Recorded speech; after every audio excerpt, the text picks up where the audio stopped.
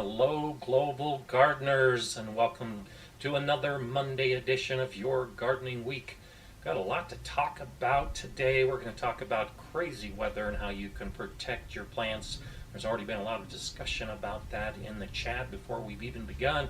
We'll talk about all the bugs that are going to appear in your garden, and then of course we'll answer your gardening questions and give you some great philosophy towards the end. It's great to see everybody here. It's great to see everyone checking in. Pat Patrick checking in from Trinidad. Terry Berry from Guntersville. We've got Laura from Montana. It's so nice. Mark Wardell in Salem, Oregon. I have a lot of people from Oregon here, and just saw some family over the weekend. I'll tell you more about that. That are from the Medford Talent area. So I know Oregon pretty well. Good morning to Derek and Laura and Chris and Connie, and it's just so nice to have everybody here. This is really kind of a crazy time of year for those of us in the northern hemisphere, especially in the United States. We've got just crazy weather that is hitting us last week, this week, probably next week too. So we'll get into that here in just a little bit as we talk about it. Doris is concerned about her brassicas.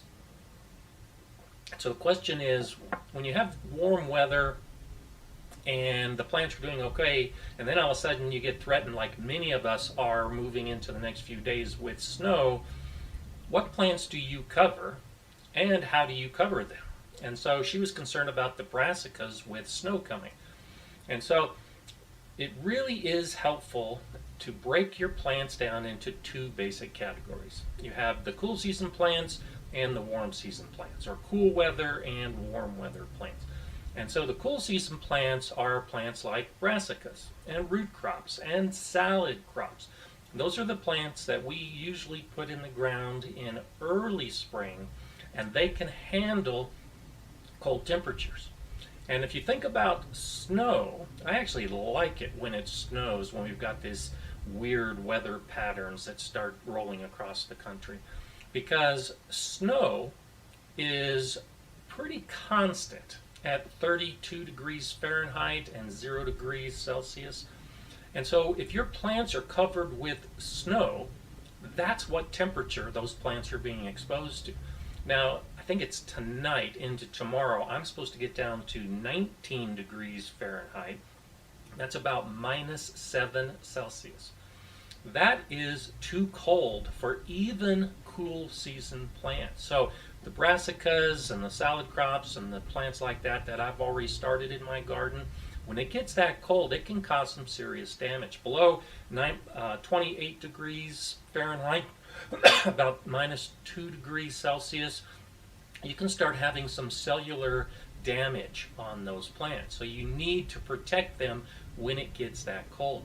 But snow is a relatively constant temperature, and it's above that point that causes a lot of cellular damage. So snow can actually be a great insulator. So if I know that I'm getting snow, and that snow will be on the ground for a day or two, and then the cold temperatures are coming, I'm not that concerned about my plants, and I don't go to a lot of effort to cover the plants because that snow acts as an insulator. And so when you're thinking about whether you should or shouldn't cover your plants, snow is an important factor. How much snow you're going to get, and if it's going to be enough to insulate your plants. Now, if it's going to be just a light snow, or if the ground is really warm, and so like that's what's been happening to us in recent weeks. We get snow, the ground is warm, and that snow melts pretty quickly. Well, now when the cold weather comes, the plants don't have that same protection. They might freeze because they're wet from that melting snow, and in those situations, I'll cover my plants, even the brassicas that can handle cold temperatures. Now the cover doesn't need to be anything fancy.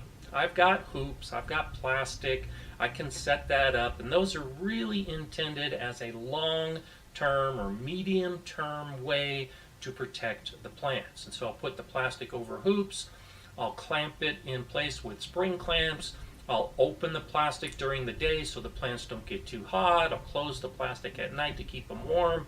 That's a season extender to just try to keep the soil warm and to keep the environment warm around the plants. But when weird cold weather threatens, I'll throw a tarp over the plants. I'll just throw something over the plants to help hold in some of that heat and protect them from the severe cold.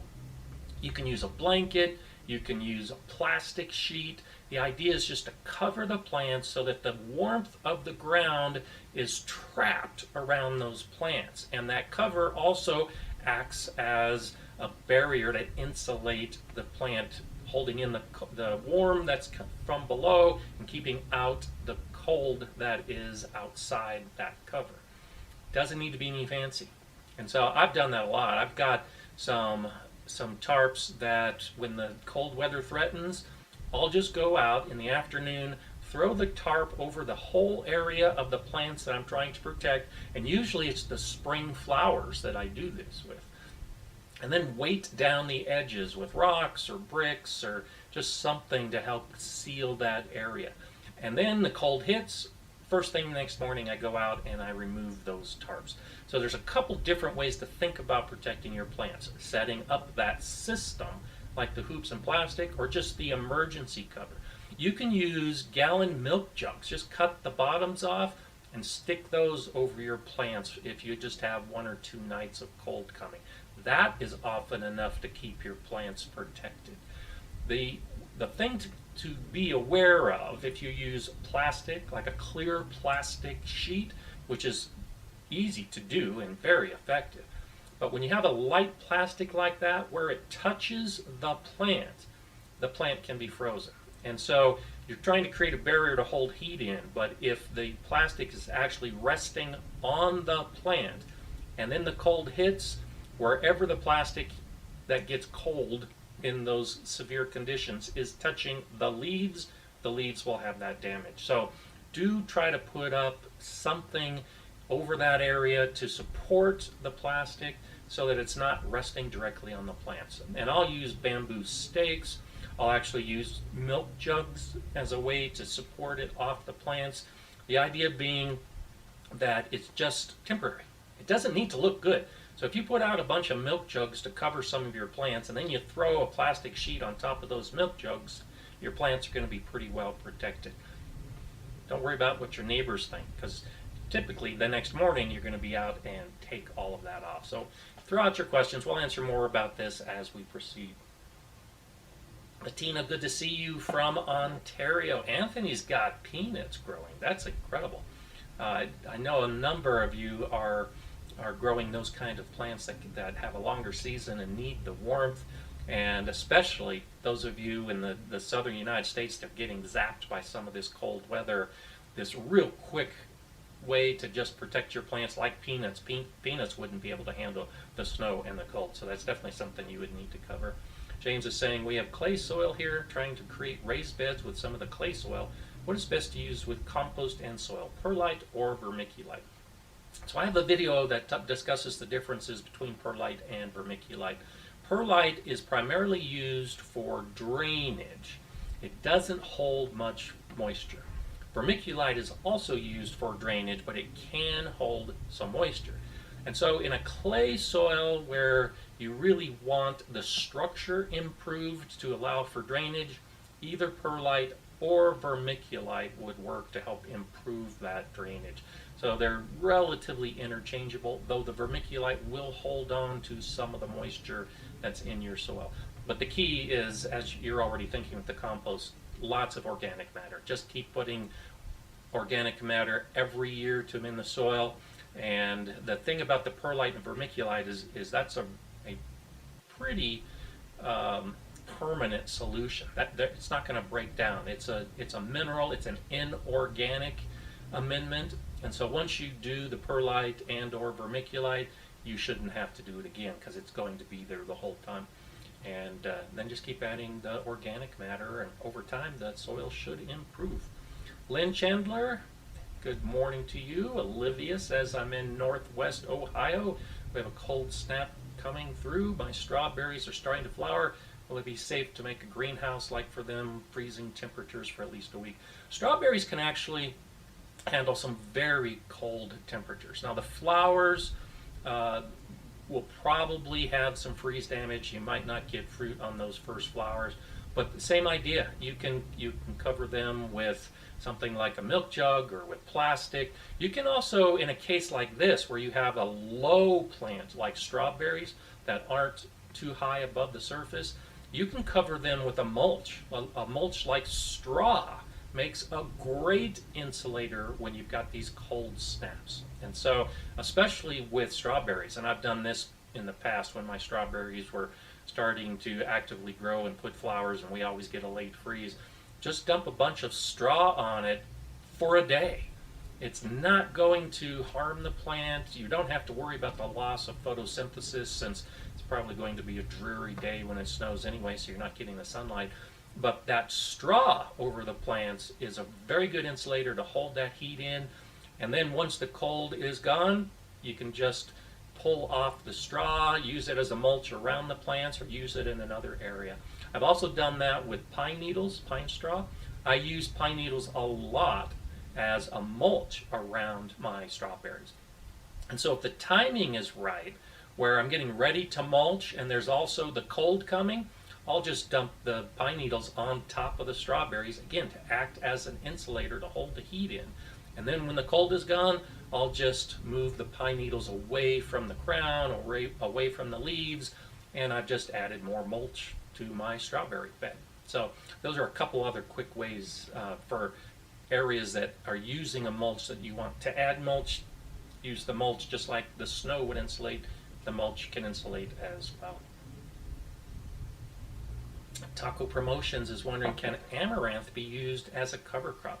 So just about any plant can be used as a cover crop. It depends on how you're doing it. Now there's some beautiful amaranths out there. There's an amaranth that has a beautiful purple seed, and you can easily grow a lot of it over an area to cover the soil and use it as a cover crop. The question is really more what you're trying to get from the cover crop. So if all you want to do is cover the soil to keep weeds from sprouting and to make your garden look nice, something like amaranth can be a great cover crop.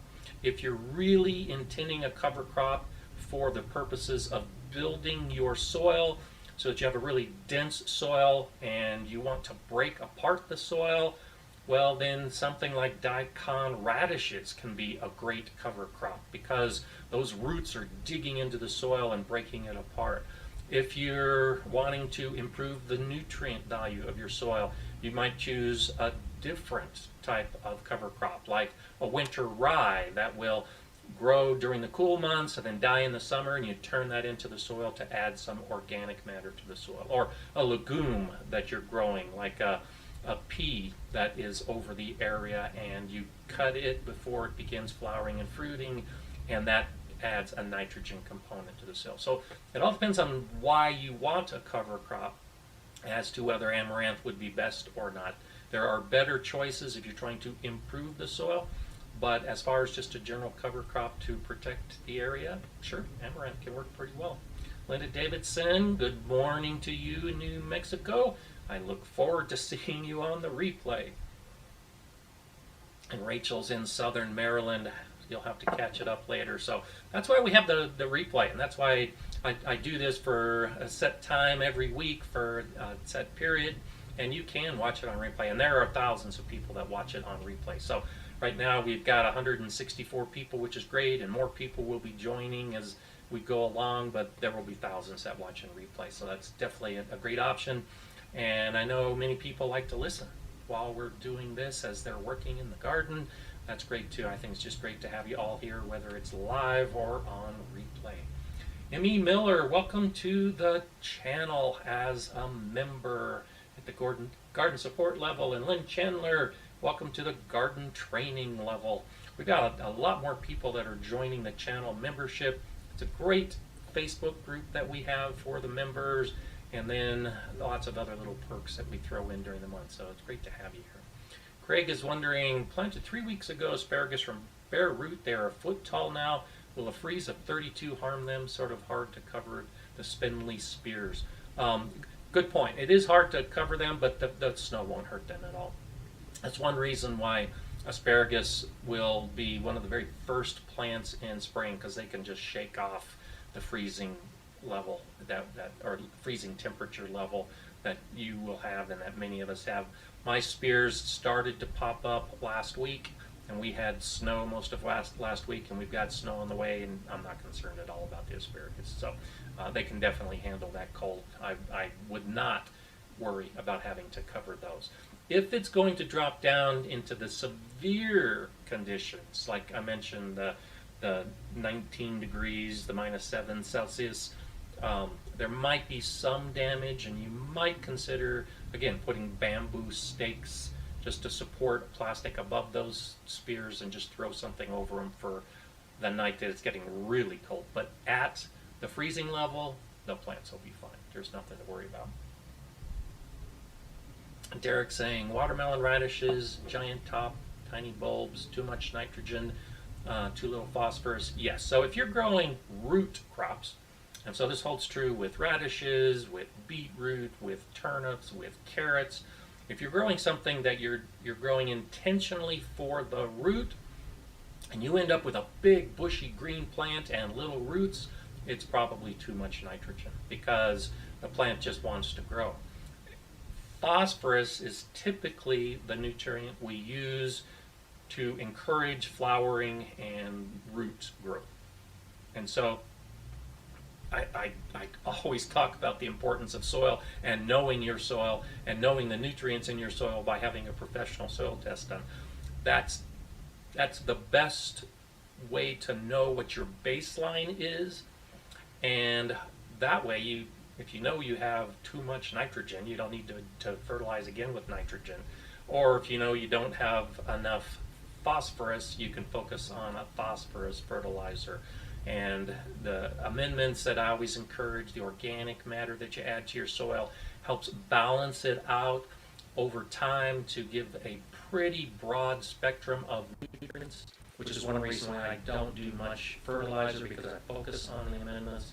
But if you're getting big bushy plants and no roots, chances are it's a nitrogen overload for those plants. Not a big deal. If you're growing for the root, like the radishes, you can do a couple of things. You can let the plant grow, let it bolt, let it seed, save the seed, and try it again later in the season. You can pull those plants, throw them into a compost pile, and start again. The nice thing about radishes is they grow so quickly that if you see something like that happening, you can make a quick recovery without too many problems. But just be aware that area may be high in nitrogen, so instead of growing a root crop in an area that you know has excess nitrogen, well, then grow a leafy plant that likes a lot of nitrogen. So pull out the radishes and instead put in spinach and lettuce and peas and the plants that you want to have a nice green bushy plant. Chris, good to see you every week. Thank you for everything you do. Max highs for Brussels sprouts. Is that what you're going to say? Thank you for that contribution, Chris. It's always great to have you here. Let's see. Choose Fun says, oh, I just started to echo. Really? It says mute your speakers. I actually don't have speakers on. I don't see any other source that's coming from my audio, so I don't know what would be causing that. Everything looks good on my side, so let's just keep going and see if maybe that goes away. Hopefully it will. Destin Light is saying, if I'm growing squash or melons up a trellis spring, how far apart do they need to be spaced? I was planning 24 inches at the moment. I would say 24 inches is a good plan. It depends on the melon, it depends on the squash, it depends how big the fruit is going to get, and so allow for that. 24 inches is really a good target for most vining squashes, I would say. If you're growing big melons, you might add a little bit extra to that, maybe 24 to 30 inches, just to give them space, but I think that's a good target to start with, and then see how it goes. So, okay, so Oracle saying it's like on Stargate. That's great. Soul Preps Now, first time new sub. Welcome to the channel. Great to have you here. It's always nice to see good people coming And I wish I could help with the echo, but I'm looking at all of my stuff and don't know what's going on with it. So let's do a quick reset. Yep. Okay. Well, I'm going to press forward, and hopefully it'll work. Like I think I mentioned last week, this is a different software than I've been using, so been having a few issues with that. May have to find a whole new software to figure out how it's going to work. Okay. Good morning to the Banks Homestead. Great to have you here at all. Chris just saying it was a glitch, so let's hope the glitch is gone.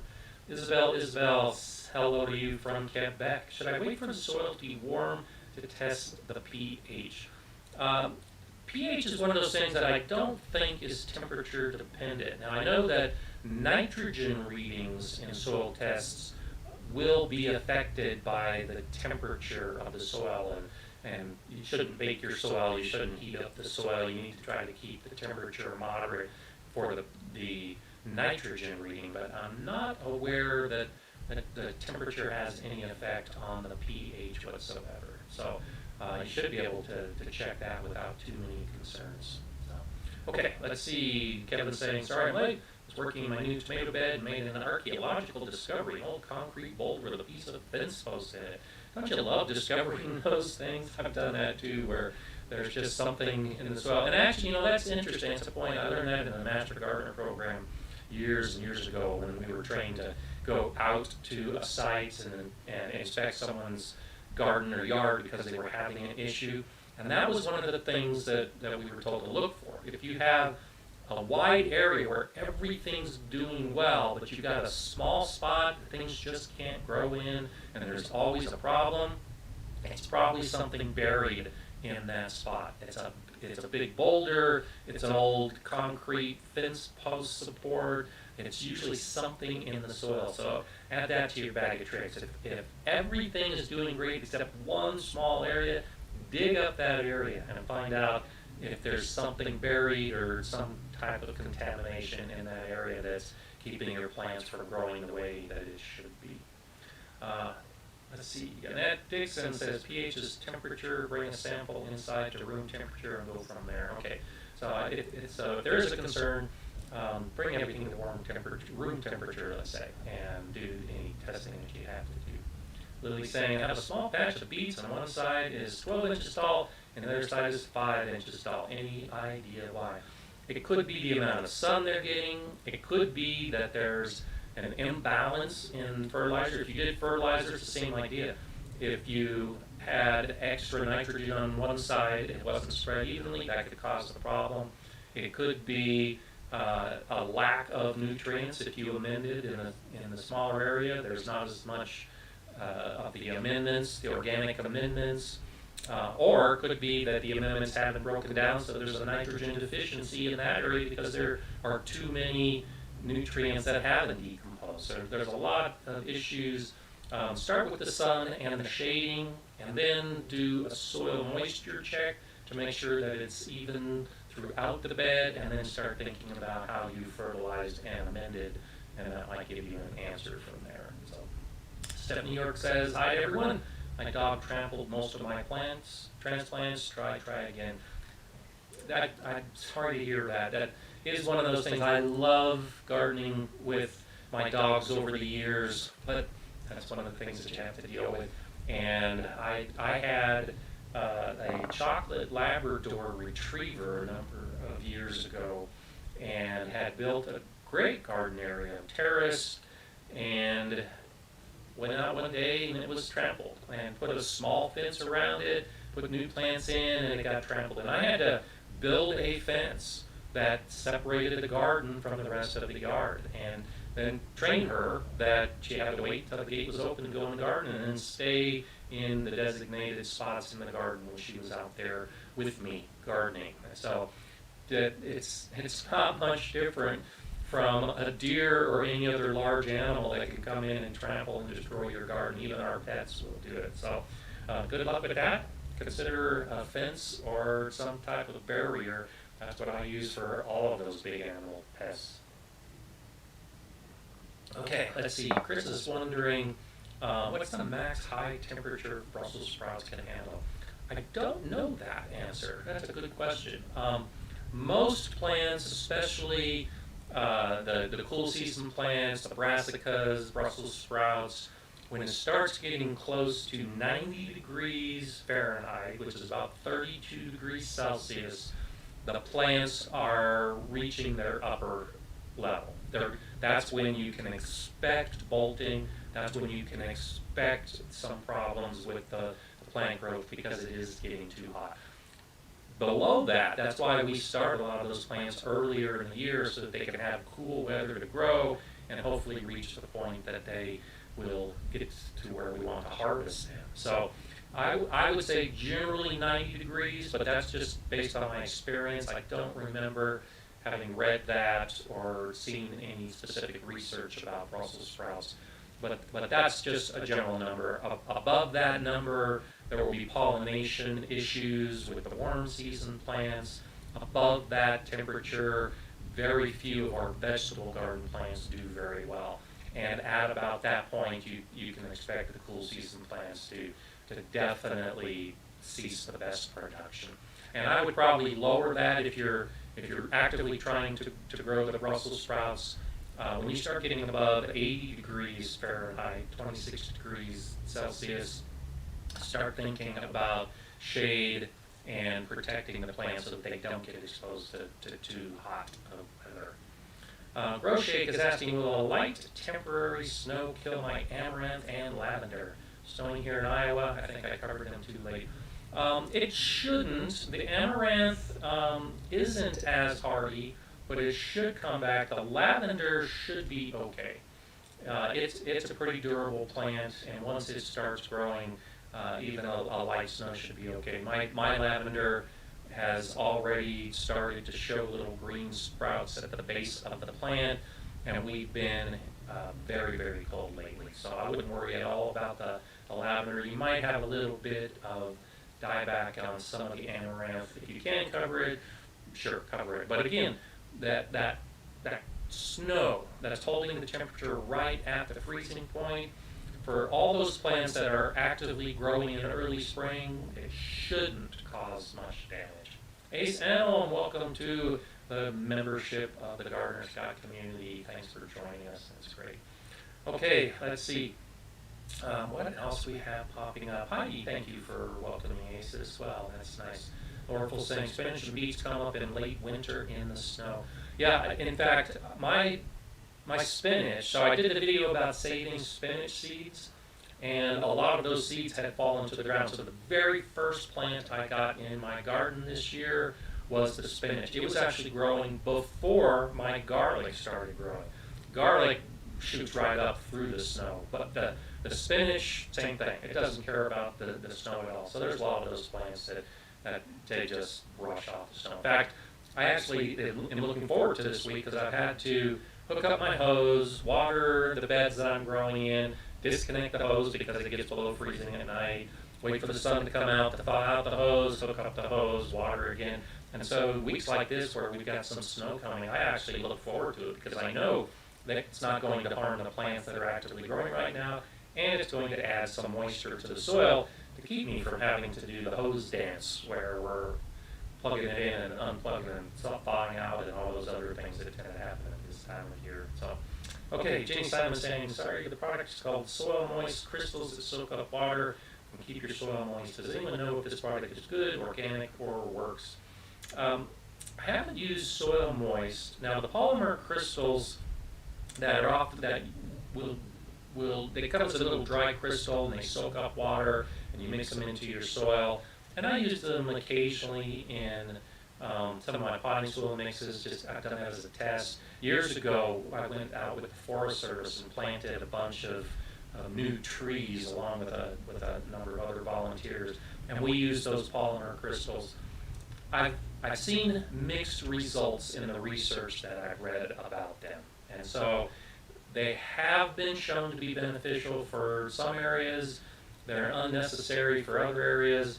The idea is that if you have plants that are ignored, if they're going to be placed in an area where they don't get much water, or they only get periodic water, then the polymer crystals can be okay, and it'll soak up the water and then gradually release the water. For most of the garden, where we are on top of it as gardeners and watering on a regular basis, those polymer crystals really aren't necessary. Now, whether they're organic or not, so the actual compound is an inorganic material. It is man-made. And so from that perspective, it is not organic, it's inorganic. But whether it classifies as organic from an organic growing perspective, I'm really not sure if SoilMoist advertises themselves as organic or not. But the actual ingredient is a polymer that is created to hold water, release water, and absorb water in that endless cycle. Girl by the brook, hello to you. How many potatoes can I get from one sweet potato slip? And any tips for strawberry leaves curling inwards? I'm not sure about the sweet potato. A lot of it depends on the variety. A lot of it depends on how rich your soil is. You might get a couple, you might get a lot. And so others that have grown a lot more sweet potatoes might be able to give you some better ideas, but a lot of it depends on where you're growing and how it's growing. Happy sweet potatoes will give you a lot of sweet potatoes, but if they're stressed at all, you might only get a couple. And as for strawberry leaves, or any leaves that are curling inwards, there are a couple things that are the primary cause for that. The temperature and the moisture of the soil are the two primary reasons that leaves will curl.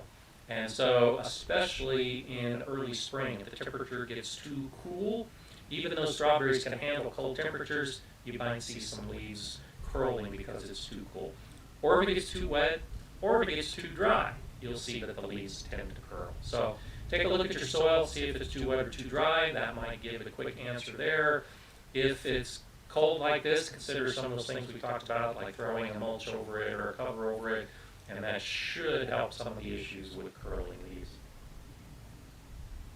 So Jay's saying someone suggested 2 mics be on. I know that there's no 2 mics connected, and I also know that the software I'm using only shows 1 microphone, so I apologize for the reverberation. I'll just have to look into that later and see if there's something else that I can do about it. Okay. Yeah, exactly. Dustin says in the beginning there it was fine, so nothing has changed from the beginning. I don't know if it's something to do with the actual streaming and the amount of bandwidth. I've had that issue before where the bandwidth drops really low in some issues, so let's hope it corrects. Lily's saying, it looks like an insect is modeling my sugar snap piece, but I don't see any insects. Should I spray with something? Let's go ahead and talk about insects, since that's one of the things I really wanted to talk about. So, no, I don't think you should spray with anything. And the key reason is included in your question.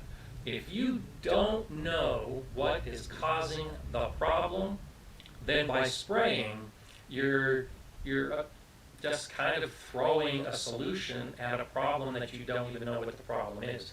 And that solution could be very harmful for the entire garden space. So before you spray any insect, find out what the insect is. And that's why I wanted to talk about beneficial insects and pollinators today, because there are many, many insects in our garden that are beneficial. They're good bugs. And so many gardeners, especially new gardeners, but even experienced gardeners, see an insect, don't know what it is, and the immediate assumption is that it's a bad insect. Or there might be some damage on plants, like peas, and the immediate assumption is, I need to deal with that insect.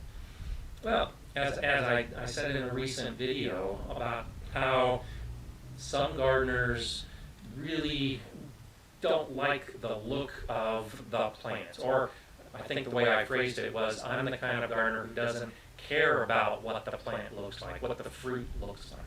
I'm okay to eat lettuce that's been damaged. I'm okay to eat a pea pod that has some mottling on it.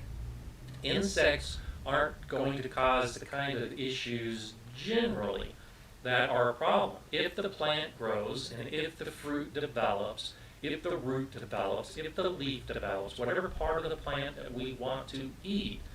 If we can harvest it at that point, harvest it and eat it. And if it's got some holes in it from insects, or if it's got some discoloration, or if it's malformed a little bit, that's not a big problem. You can still eat that part of the plant that you're saving. And so try not to be so concerned about insects. They're all around us. And as I talked about, I think it was last week with the aphids, by getting rid of the bad bugs or trying to get rid of the bad bugs, one, if they're gone, when the good bugs show up, the good bugs have no food. Those predatory insects are looking for the bad insects to eat. And if there's no bad insects in your garden, then the good insects are going to go someplace else. And I guarantee you those bad bugs will return. Well, when they return, there's no more good bugs. And the second wave of bad bugs is often worse than the first if you've gotten rid of all the good, beneficial, predatory insects in your garden. So allow some of those bad bugs to munch on your plants. So when the good ones show up, there's food. And also, if you just spray something without knowing what you're spraying for, you can get rid of those bad bugs as well. And different insects have different sprays, different pesticides that will work on them, and some won't work on them. And so if you just use a general pesticide to spray a bug because you see bugs on your plants, it might not even kill the one you're trying to kill, and it might kill a lot of the others. So always, always, always do the best you can to identify what is causing the damage before you take any drastic action. And it can be hard. You might need to go out first thing in the morning before the sun is really up in the sky to see those insects at work. Or you may need to go out late in the day to see what insects are on your plants.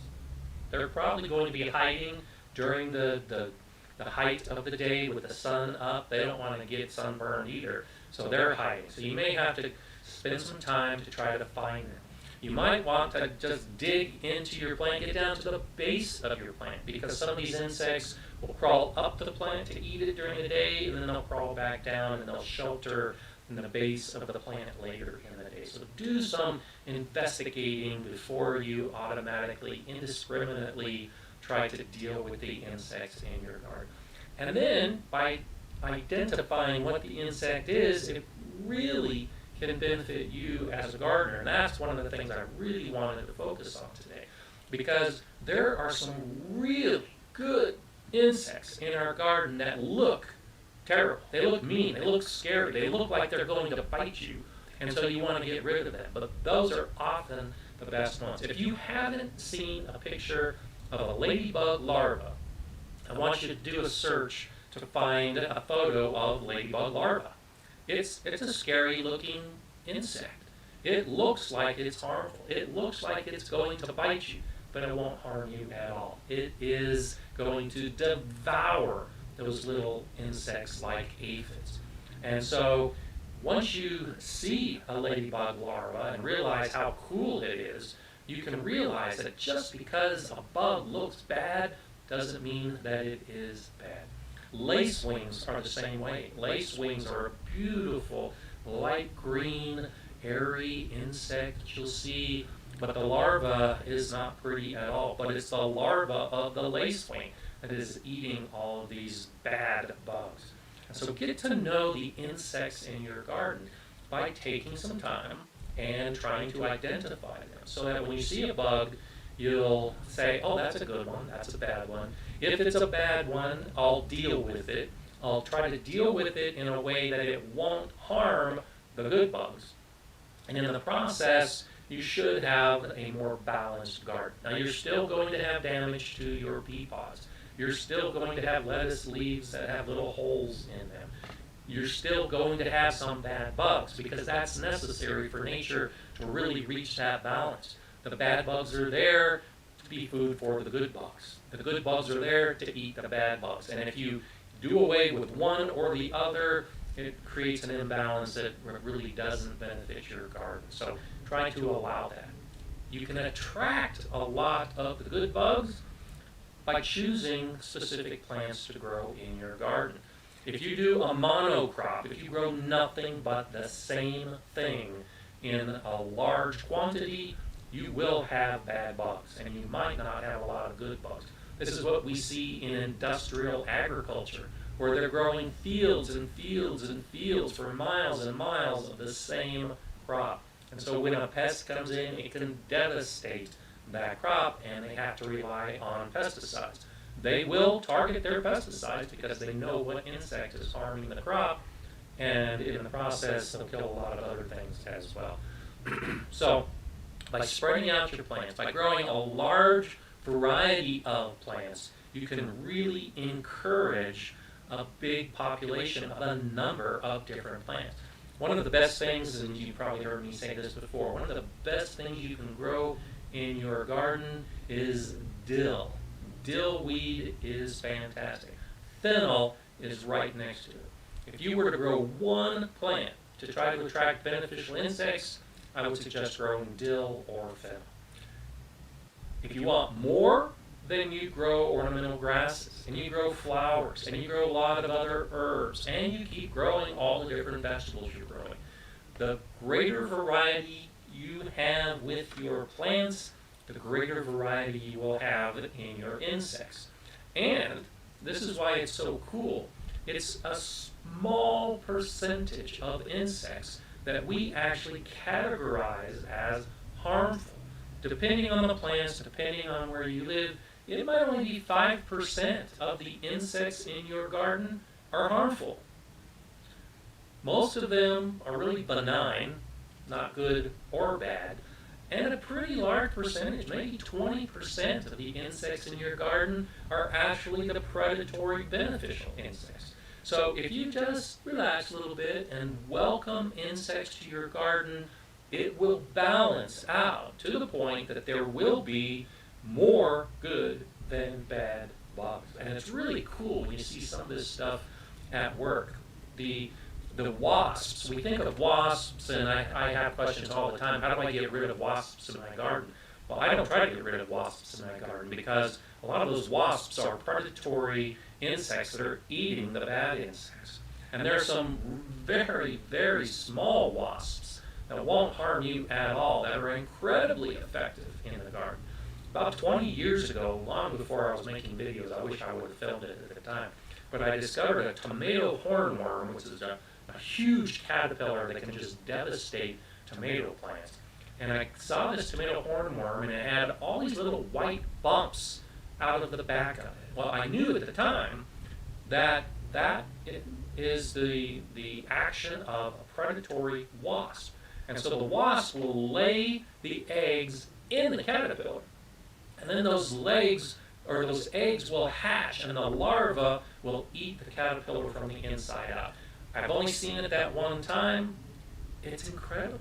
It's the wonders of nature at work to see this big caterpillar with all these little white eggs sticking out of its back. It's incredible to see. And so while I don't like tomato hornworms and I pluck them off at every opportunity, when I saw that caterpillar, I left it because all of those eggs were going to hatch into new wasps that were going to not only kill the caterpillar, but then as adults mate and make more of those wasps that would be attacking future tomato hornworms. And so that's why I don't bother with chemicals trying to kill insects, because if you allow their life cycle to continue, you'll get more of the good.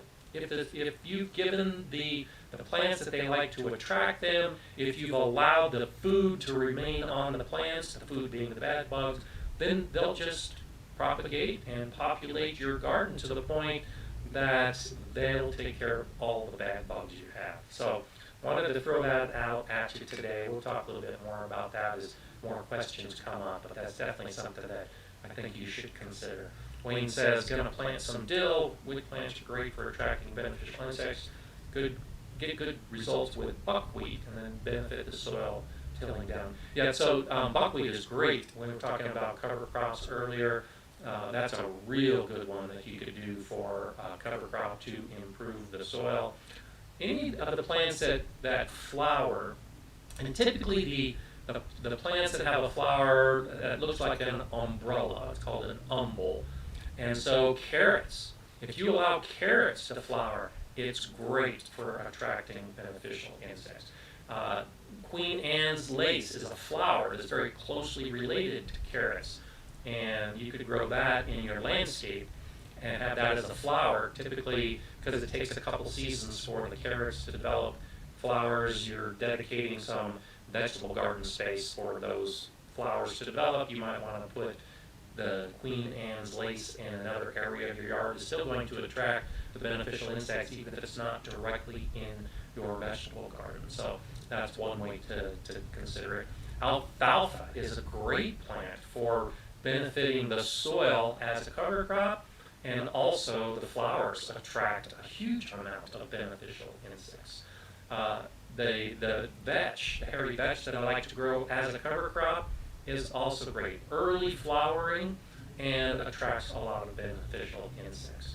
And so a lot of the plants that we're growing in our garden, if we just let them flower, there's often a beneficial insect that will be attracted by that plant. And so that's why a lot of herbs like dill, the dill that some gardeners are growing, they're growing it for the dill leaf to use. Like I did that last year. I harvested my dill leaves and dried them, and I still use them when I'm making fish. But if you allow the dill to continue to grow and flower, you can use the dill seed in cooking as well. But that flower before it seeds is ideal for the insects. So don't think that you're losing out on anything if you allow some of these plants to flower, because you can save the seed to plant again, but the seed might also have some benefit within the garden as well. Cilantro, same thing. Grow cilantro, allow it to flower. Those cilantro flowers are great to attract the insects, and you can use the seed in cooking as well. Tamara is asking, are there any flowers that are not good to put next to our vegetables? About 32 packs of flowers from Baker Creek, and want to put them at the end of my rows. I don't think so.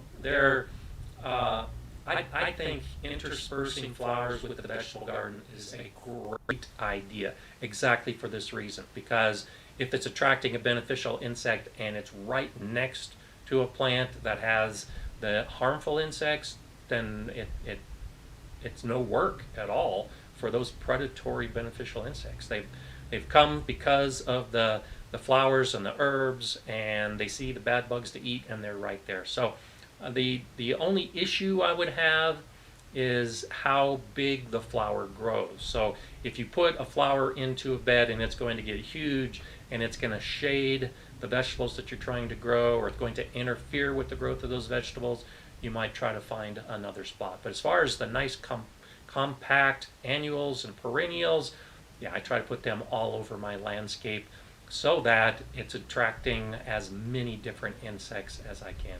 Dustin says the echo is gone. See, and I did nothing. So it has something to do with my streaming service and the amount of bandwidth. It's just crazy.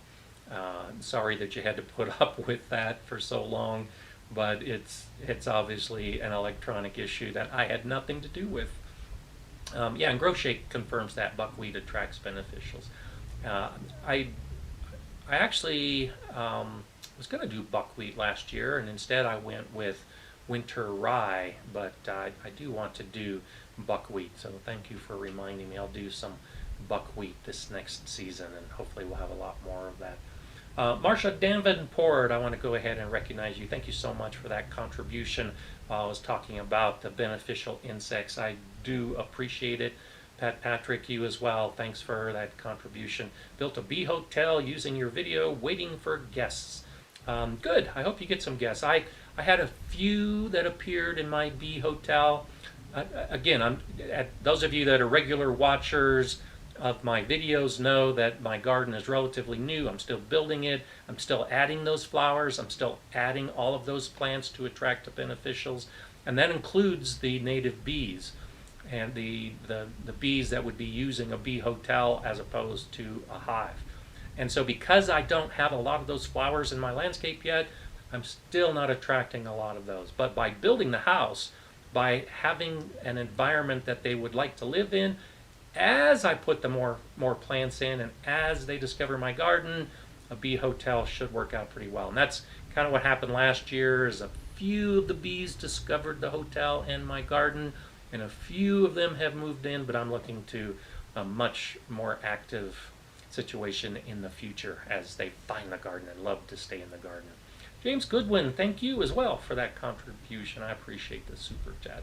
It's always nice to see that support. I appreciate all of you, and I appreciate that contribution. Thanks so much. Grow Shake is saying dill attracts swallowtails.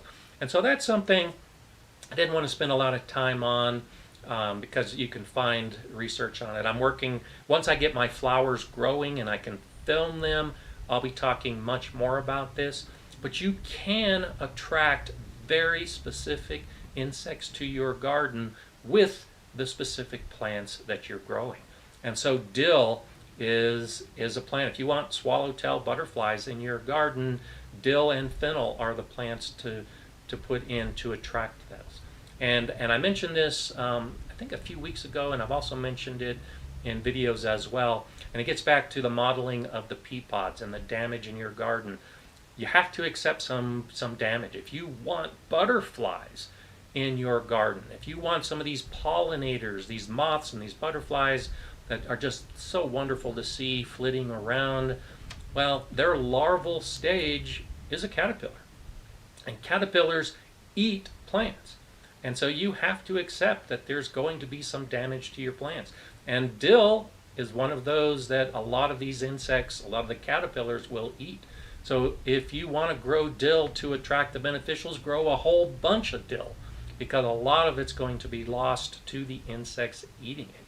The butterfly weed that I'm growing with the intent of attracting some monarch butterflies as a stopover point in their migration, well, the monarch caterpillar eats that plant. Milkweed is about the only plant that monarch caterpillars will eat. And so I'm putting it in the garden. It's a beautiful flower, but it's a sacrificial plant. The butterflies hopefully will find the plant, they'll lay the eggs, the larvae will grow, the caterpillars, they'll eat the plant, they'll become adults, and then they'll continue on their migration. I'm okay with that. I suggest that you accept some damage to your plants. Yet another reason not to spray your plants, because if you're trying to attract a particular type of insect, you'll have to accept it. Now, if you don't want the butterflies, if you don't want the moths, if you don't want caterpillars eating your plants, you can be selective. And so Bacillus thuringiensis, BT, is sold specifically to get rid of those caterpillars. And you can be selective in your plants. So while you can attract the swallowtail butterfly to your dill, it's not going to be much of a reach for you to expect that some of those caterpillars might discover your tomato plants or your pepper plants or something else nearby. It might not be a preferred food, but if those caterpillars find it, then they might start eating it. You can put BT in very selective areas. So if you coat your tomato plants with the BT, the Bacillus thuringiensis, that you can buy that's specifically targeting caterpillars, well, any caterpillars that land on your tomato plant and start eating those leaves will ingest the BT and it'll kill them. It's not a spray your whole garden with BT strategy. It's only using BT on those specific plants that you know are having pest issues. And then you let the caterpillars in the other area of your garden eat whatever plants you've set aside for them. The same thing with diatomaceous earth. If you use the DE, diatomaceous earth, on plants, it's going to kill a number of the insects that are going to be crawling across those leaves. Well, you don't have to put diatomaceous earth in your whole garden. You can target it on those plants that are being infected by those specific pests. But it's important, again, to make sure that you've identified the pests, because diatomaceous earth will also kill a lot of beneficial insects. And so by targeting the type of corrective action, you really can avoid just blatant kill of the good bugs throughout your garden. And it holds true. I try to avoid using the chemical pesticides and insecticides, but you can. If you've identified a specific pest and it's attacking a plant or a type of plant, target that plant for that insect if you want to use an insecticide. And the rest of the insects in the rest of your garden should be okay, as long as you give them the space they need. So that's my basic approach to the insects in my garden as far as how I try to keep them under control, and if I use any type of chemical or organic control on those insects. Lily Cardoso, thank you for that contribution. Thank you for all your answers. Well, I'm glad to help. Thank you for all your questions. And keep the questions coming. There can never have too many questions. And I've mentioned this before, and my daughter Kiri helps and puts together the list of the questions, and we are looking at questions that are asked more often than others. I did a video a few months ago where I highlighted the most asked questions and gave answers in that video, and I'll do videos like that in the future. So keep your questions coming. Even if I don't answer it today, it may show up in a future video. It might not be as timely as you want. I try to answer the timely questions as often as I can, but just keep the questions coming, and hopefully they'll appear either in a live stream or in a future video. Kendra is wondering, what are some of your favorite compact beneficial flowers that can grow in the holes of cinder blocks? Thyme, actually. I've got thyme that's growing in the holes of my cinder blocks. I was growing some echinacea. Echinacea has a nice little flower that attracts some beneficials. It was growing in the holes of my cinder block. I actually had strawberries growing in the holes of my cinder blocks. That's beneficial for me so that I can eat the strawberries when they fruit. A lot of the herbs, the compact herbs, that's why I had the thyme growing. But you can grow dill. Now, granted, dill will get tall for it to flower and attract the insects. But if you've got a cinder block bed and it's up against a fence, or if it's in an area, you could have one whole side of the cinder block bed with dill or fennel. They do pretty well in a confined space like that. So think mostly herbs, but then there's marigolds. I was planning on putting marigolds in my cinder block holes this year, and that's a nice compact plant. I've got violas that I've started from seed that I'm going to put in some of the cinder block holes. They're not necessarily a primary plant for attracting beneficials, but any plant that is flowering, in my opinion, is beneficial. It's going to attract some pollinator to its flowers. And so if you can spread out, so like the violas are a spring flowering plant for the most part, though many of them have a pretty long flowering season. And the marigolds are a late flowering plant.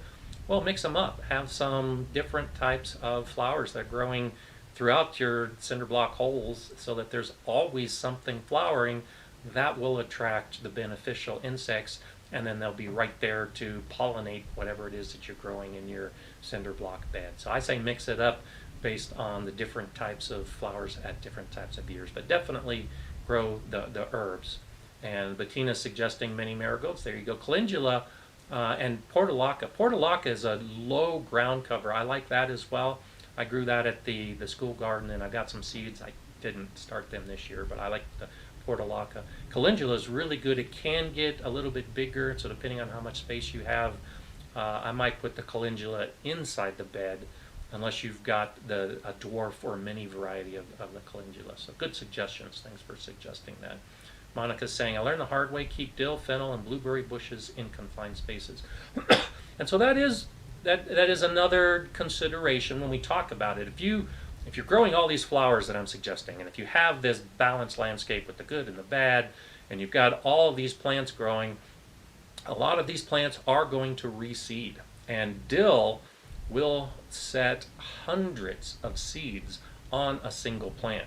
And they're very light seeds, and so when the wind picks up those seeds, it will blow throughout your garden, and you can expect to have dill growing someplace else. Now, I'm okay with that because outside my vegetable garden beds, I'm planning to have just a lush, wild landscape with the flowers and the grasses and the herbs, and if they reseed someplace else, for the most part, I'm okay with that.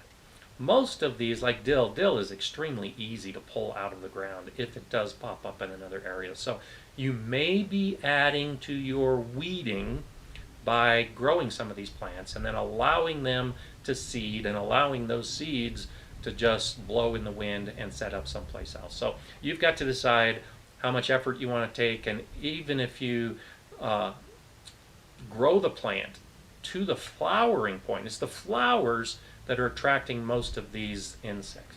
If you grow these plants to the flower point, once the flowers begin to set seed, they're not as good for most beneficial. So you can go ahead and deadhead those plants. Cut off the flower heads before they seed, and that should lessen your concern for those becoming weeds in the future. So a lot of it depends on just how far you want to let these plants grow and how open you are to the volunteers that are going to pop up everywhere. And I'm actually looking forward to the dill. I let my seed, or my dill seed, and I left those stalks up, and so I'm looking forward to some of that dill popping up in areas. But if it pops up in an area I don't want it, I'm just going to pull it out.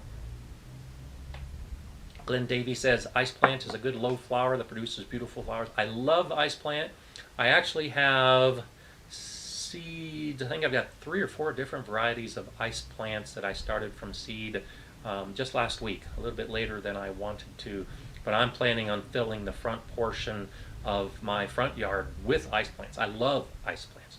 Beautiful flower. They last for a long time. It's a low ground cover, and especially in an area like mine with hot summers and very dry summers, ice plants will do extremely well. They can grow and spread in very poor soil and very dry conditions. So ice plants, another great one. If you've got an area of your garden that doesn't get much water and you don't know what to do with it, great ground cover. Consider ice plants. Thanks for that suggestion. I really think that's a good idea. Ace is saying, I try again. Is it okay if my container raspberry or other plants are outside if it's +2 to -2 for a few days?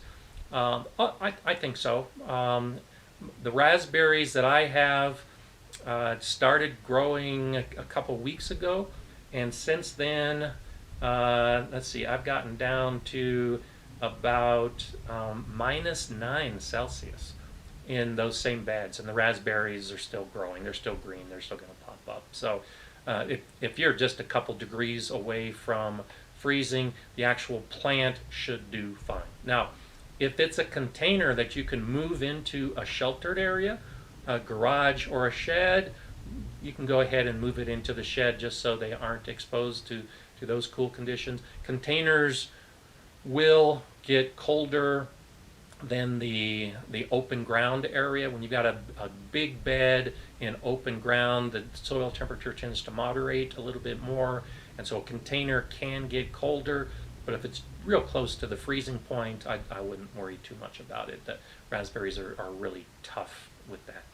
Stephen's asking, what size pot for dill, oregano, and other perennial herbs? I've got all different size pots.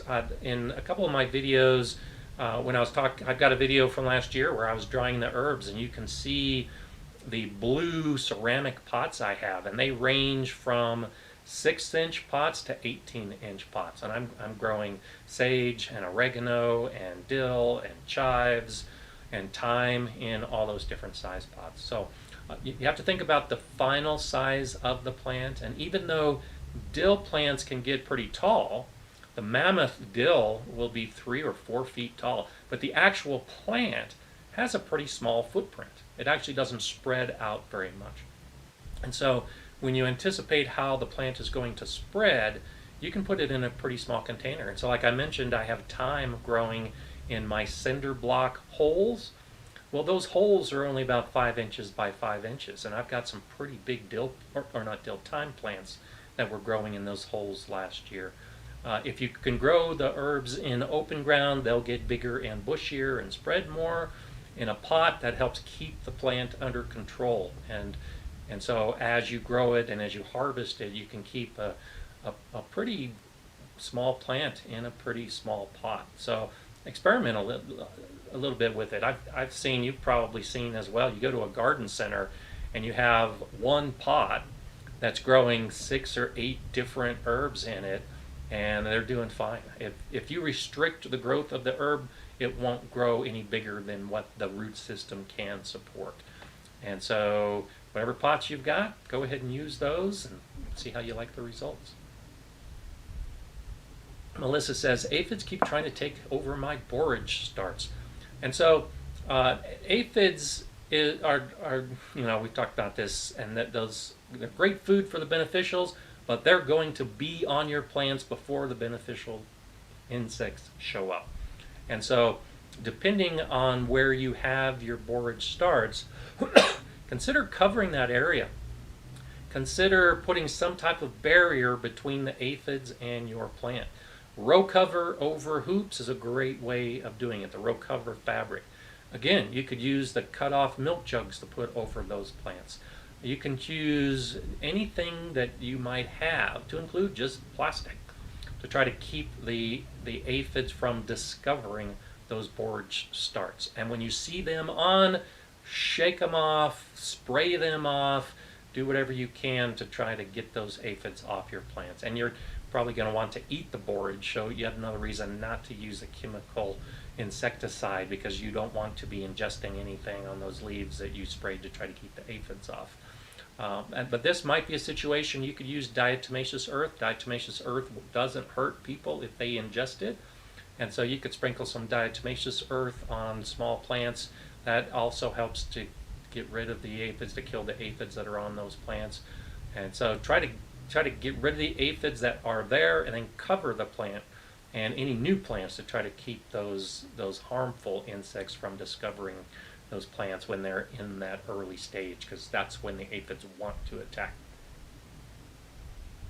Yeah, Janan is saying borage is aphid crack. It is. Those leafy, the same leaves that we like to eat, the aphids like to eat, and so you got to deal with it. Jacob's asking, how sharp are your shovels, and do they get sharper with use?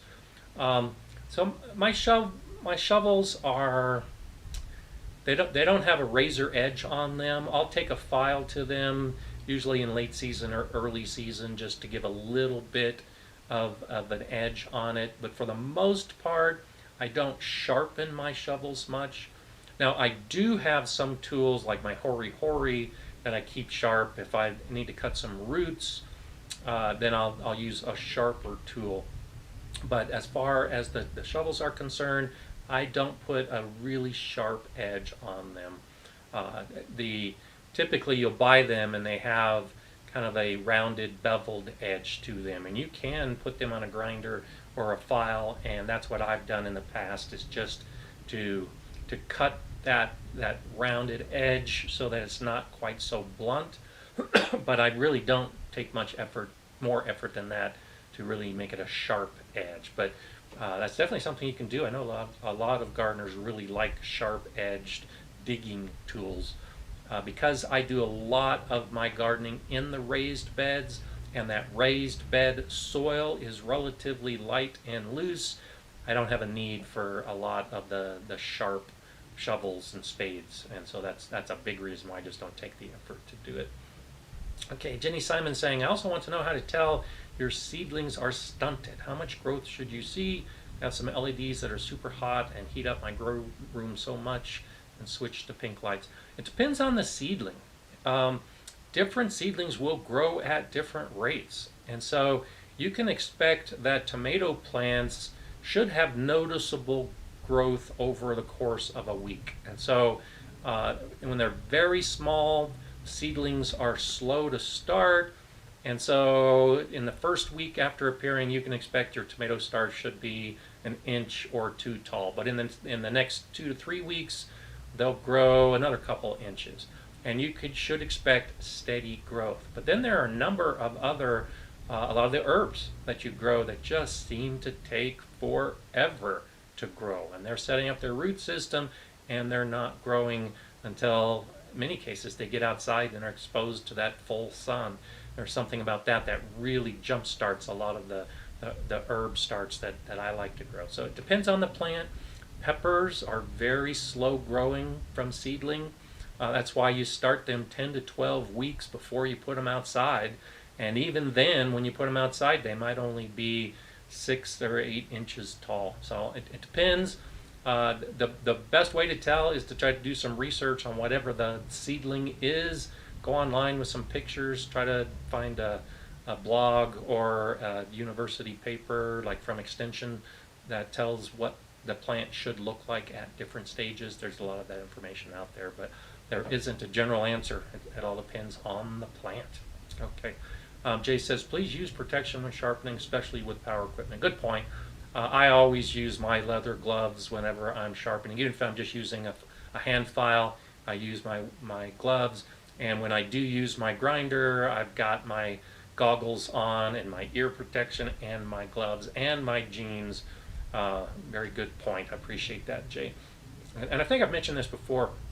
That video is coming here probably in May, where I talk a lot about the protection and the safety in the garden and the things that you should be wearing and that you should be using when you're doing all these different activities. And a lot of it's common sense, but especially if you're new to gardening, it might be something that you don't think about, and that's a good point. Anytime you use any type of power tool, you need to have protection. I've been using my auger. I have a gas-powered auger to drill the post holes for the posts that I'm putting in this new section of garden that I'm building.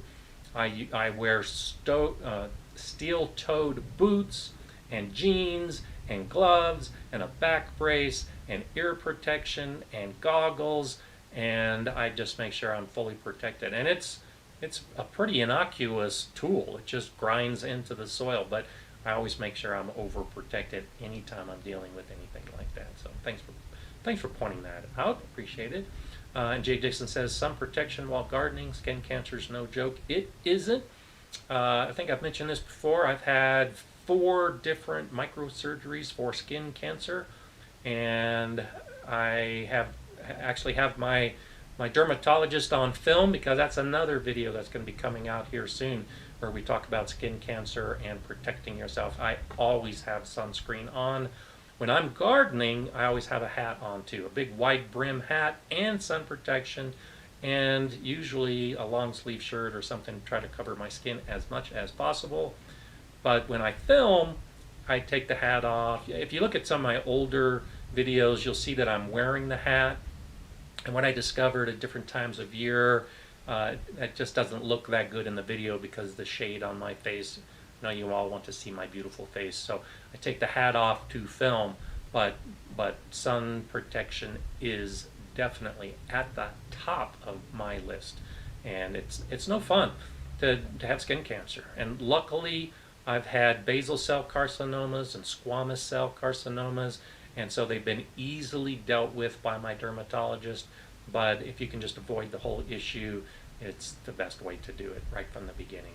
So think about that every time you go out to the garden. And I have found myself to be guilty of this, where, oh, I'm only going to go out to the garden for 10 minutes, and so I don't need to put sunscreen on. Oh, I don't need to worry about a hat.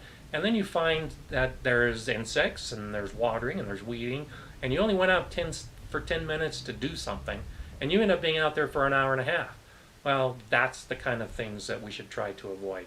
Every time you go out to the garden, think about that protection, the skin protection that you should have with you, because we just get carried away.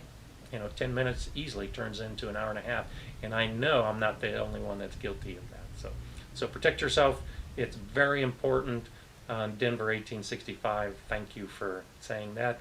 I am okay, and those of you that have been following these live streams for a while, we talked about this back in October, but I actually had a treatment on my skin to deal with it. My skin was so bad and had so much sun damage that I actually had to have a chemotherapy cream and deal with it. And now things are great, but now my skin, because partly of that treatment, is very susceptible to sun damage yet again. So it's an endless battle for those of us that have to deal with it. And I encourage that you deal with it earlier rather than later. Don't wait until it becomes a problem. Just go ahead and start using sunscreen now, and hopefully it'll never be a problem. Greg says, being Irish, I burn instantly. SPF 85 for life. Exactly. It's exactly the kind of stuff that you need to think about. It is for life. It really is the way to do it. Flora Negru, hello to you from Romania, Bucharest. That's wonderful. Wish you all the best. Wish you the best too. This really is such a great global audience. It's so nice that we have all of us the opportunity to get together on Mondays and talk about this. And for those of you that are watching on replay from all over the world, it's spectacular that we have gardeners that can speak all these different languages and really approach gardening. And I'll talk about that here in the philosophy phase in just a couple minutes. Let's see what other questions we have. Claudia says it happens 10 to 15 minutes turn into more than an hour. Time goes fast when you're working in the garden. Absolutely. Carla says, that's me. I need a sun hat, long sleeves, and pants on, crispy otherwise.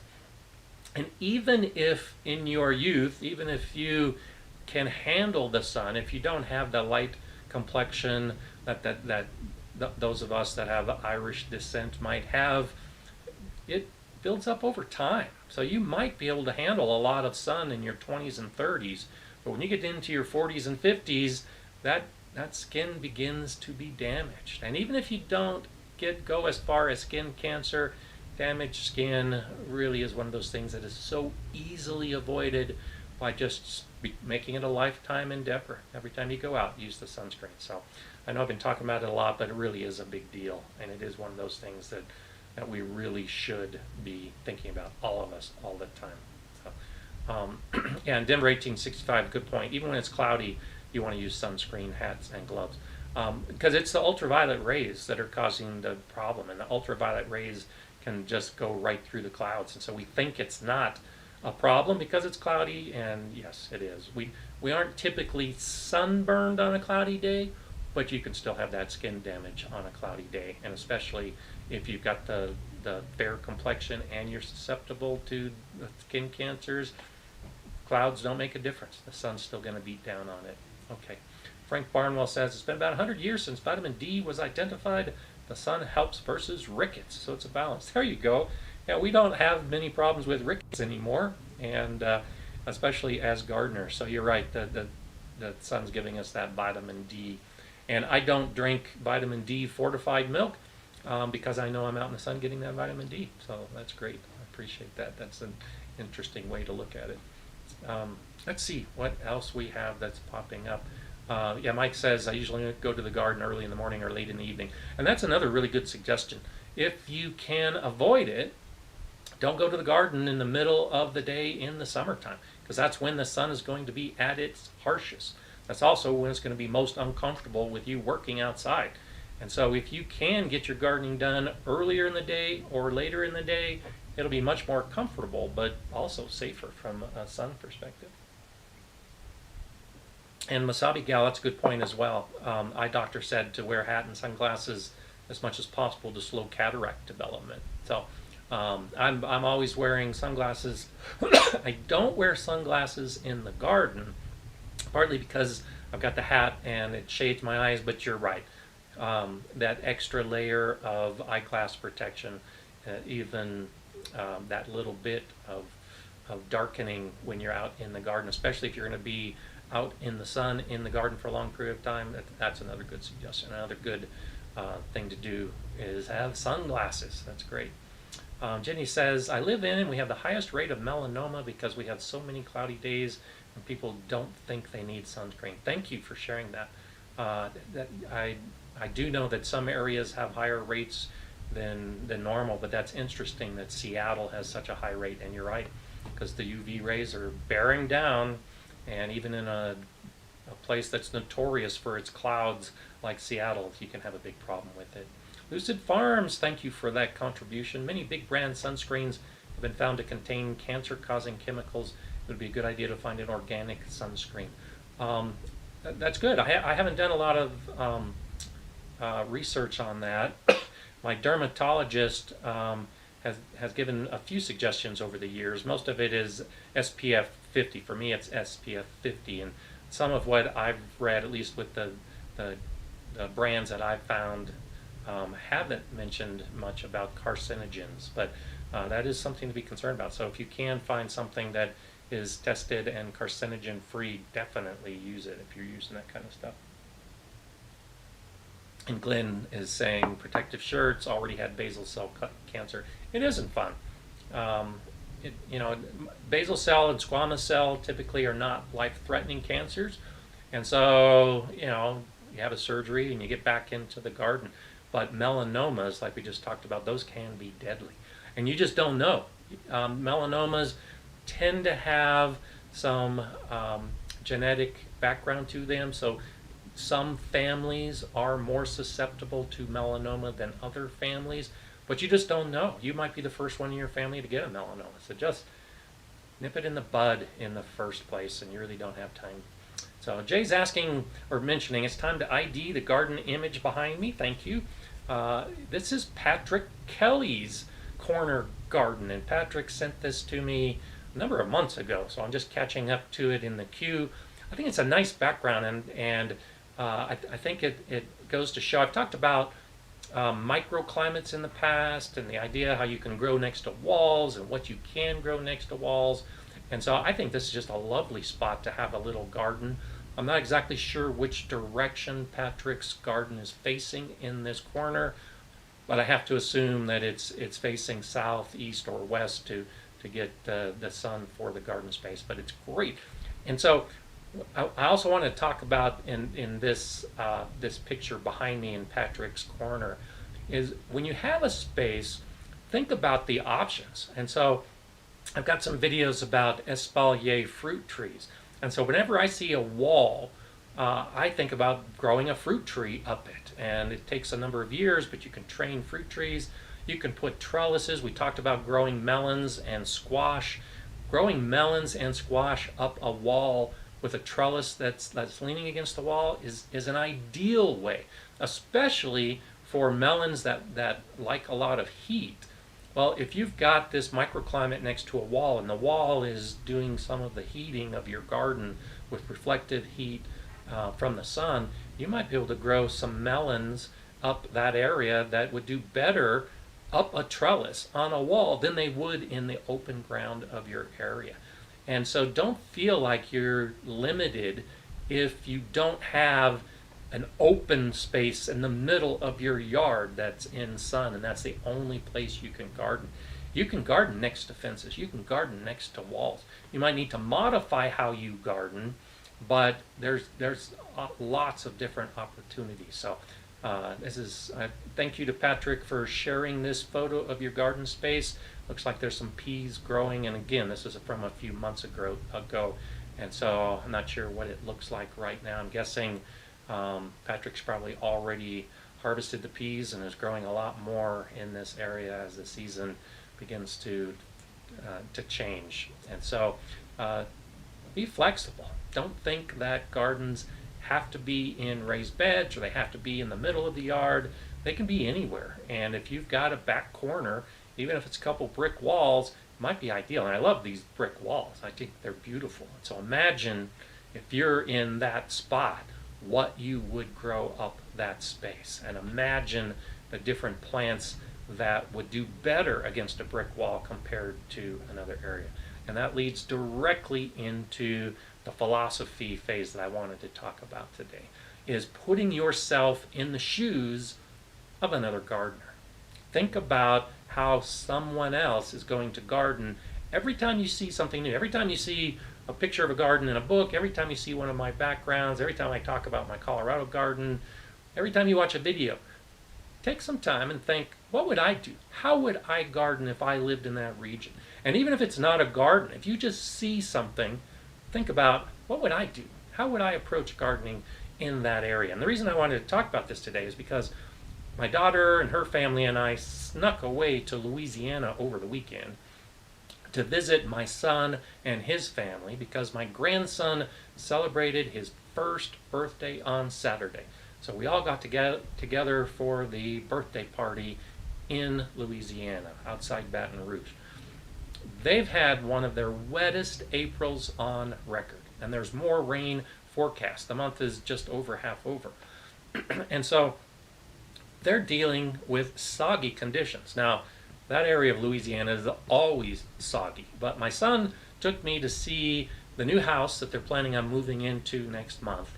And with all the rain and with all the trees and with the fact that it's just Louisiana at a low elevation with a high groundwater level, the front yard is essentially underwater. It's very, very wet.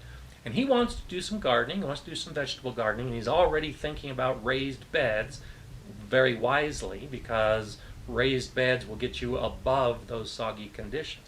But as I was looking at his yard, I stopped and I thought, man, how would I garden in that yard? Now, I've gardened in Montana, I've gardened in California, I've gardened in Oklahoma, I've gardened now in Colorado, and every place was different. And even with all of that experience and all of my decades of gardening experience, I was slowed with my thoughts as to, could I even garden in an area that is that wet and soggy? Every garden is different. Every region is different. Every one of us is different when it comes to gardening.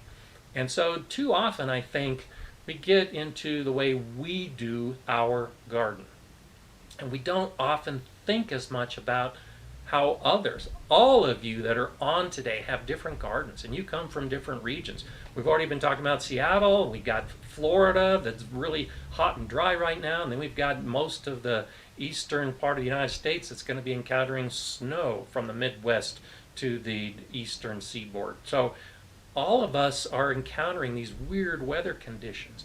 It's all different. And so when you are in your garden doing it your way, it's wonderful. But when you put yourself into the shoes of another gardener someplace else, it can really open up your gardening world. And so I'm in an extremely dry region. My son is an extremely wet region. We're both going to be using raised beds, but for different reasons. And as I started thinking about it and realizing that a raised bed is best there, now, sure, I've got a number of videos about raised beds, the benefits of raised beds, but it really gets me to think about the advantages of raised beds. Why a raised bed is good in an area like mine, and why a raised bed is good in an area like his. Why? Because my soil is so poor, and because of our torrential thunderstorms in summer, why in-ground beds aren't always the best solution for me. And now, just like him, why an in-ground bed is not the best solution for him. And so even though we're in completely different regions, there are a lot of similarities to how we have to garden because of the extremes that we have. Now, many of you that don't have those extremes, that have a more moderate temperature, better soil, you might have a choice as to whether you can grow in the ground or whether you have a raised bed. That's great. Some of us don't necessarily have that choice because of what we encounter with our soil and our weather and all the other factors that we have in a garden. And so that's why I want to bring this up in the philosophy phase, is putting yourself in the shoes of another gardener, recognizing, acknowledging, accepting, and learning from all those other gardeners out there that are doing it either in a different way. And if you stop and think about why they're doing it the way they're doing it, you may realize that you learn something that can improve your own gardening. You realize, wow, they're doing the raised beds. Why are they doing the raised beds?